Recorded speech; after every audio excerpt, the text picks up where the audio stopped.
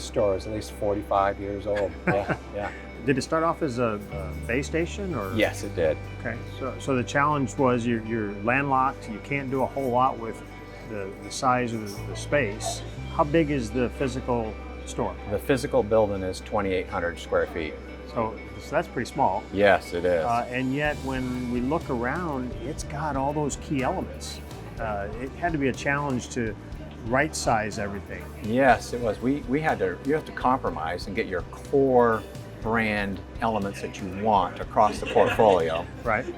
Bathrooms, 2 bathrooms, a beer cave, your deli, your fountain setup, your fresh food elements of it.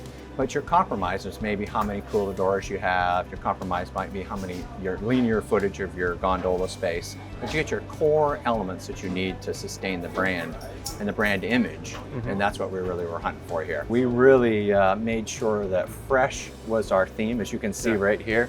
The linear square footage, that we wanted to make sure that our traveling public and our locals that come here every day, fresh was the center theme. The cooler doors, we compromised down a little bit, but we can keep those stocked and we can manage that a little bit better. Yeah. But we made sure that we had fresh food front and center to support that brand. So this is probably the smallest store that you've done, but you've got them all the way up to 6,500? 6,500 square feet. Okay. And we hold that brand standard together. Obviously, what the dynamics that change, more cooler space, bigger beer caves, bigger bathrooms, more linear square footage and gondolas.